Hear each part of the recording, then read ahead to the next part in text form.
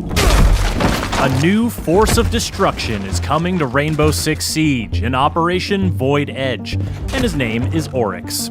He's a defender, and in addition to crashing through soft walls and sturdy Frenchmen, he can also perform other feats of athletic prowess.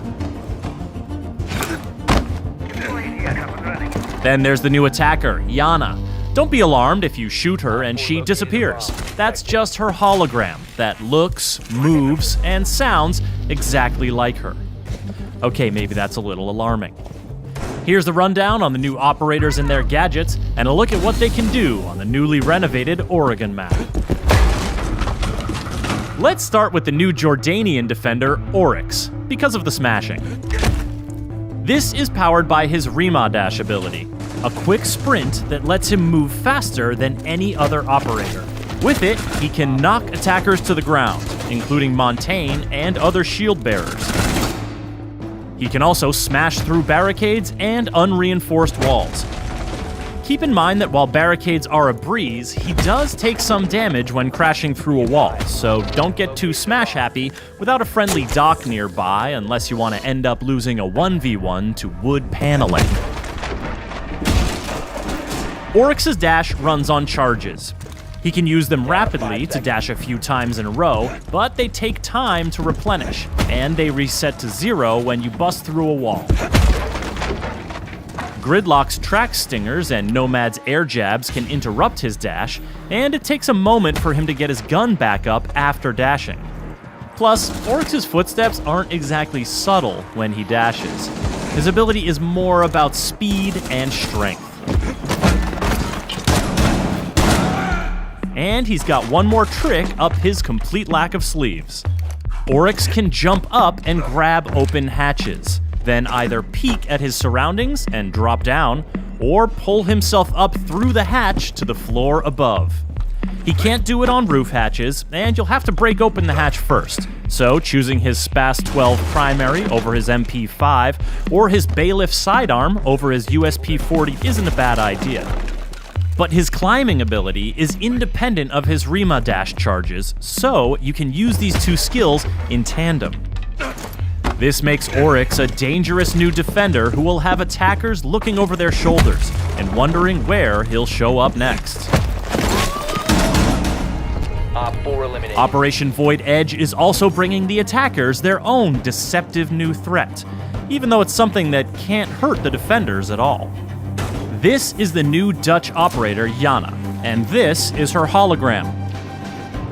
Using her Gemini replicator gadget, Yana creates and controls a hologram that looks like her, including her headgear, uniform, and primary weapon skin. Moves like her, with the exception of rappelling or climbing ladders, and sounds like her. While it can't deal damage to enemies or physical objects, it can have serious effects on the defender's survivability. In addition to scouting traps, but not triggering them, Yana can make defenders think she is breathing down their necks, and bait them into throwing their C4, or dupe Smoke or Goyo into triggering their gadgets prematurely.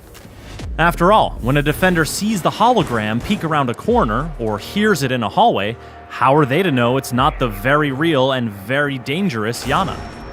Convincing as it is, the hologram is fragile.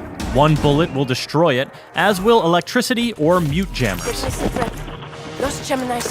Maestro's evil eyes can zap it as well, and they can detect it's a hologram by the telltale lack of warm body glow. Shooting Yana's hologram does not result in a location ping, as with Alibi's Prisma holograms, and it can't ping locations, scan enemies, or see Vigil when he's using his cloaking device. Plus, Yana can't move while her hologram is active, so defenders are temporarily safe from her ARX-200 or G36C primary weapon, or her MK1 9mm sidearm. But she doesn't just have one hologram. The cooldown period is longer if it's destroyed than if she deactivates it, but her hologram will always recharge. Whether she's using it to run solo misdirection plays, or conspiring with teammates in a coordinated push, Yana's deceptions can have deadly consequences. There used to be an exterior door here, on the dining hall bomb site on the Oregon map, but it's been removed as part of some key renovations to rework the map. The nearby small office tower has been expanded on both levels, giving defenders more room to work with when keeping attackers at bay. The basement area has also grown, with the dorm stairs now extending down one level and connecting through a new freezer section to the old basement. Operators looking to traverse the attic connector above the meeting hall will have more options, including a redesigned floor plan near the master bedroom and a new exterior second floor window, but the ladder to the first floor has been removed. You'll also find a new hallway connecting the big tower directly to the kitchen, allowing you to bypass the meeting room entirely. Operation Void Edge is also bringing some impactful gameplay updates that you'll want to know about.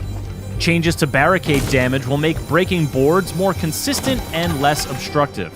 Attacker drones will now spawn on the same side of the building as the attacker's first spawn location choice, and the player hub will be revamped for improved navigation.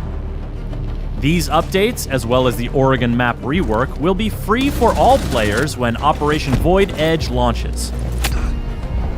The new operators, Oryx and Yana, will be available at launch for Year 5 pass owners, and everyone else can unlock them a week later using Renown or R6 credits. For more on Rainbow Six Siege, subscribe to our YouTube channel and visit us at news.ubisoft.com.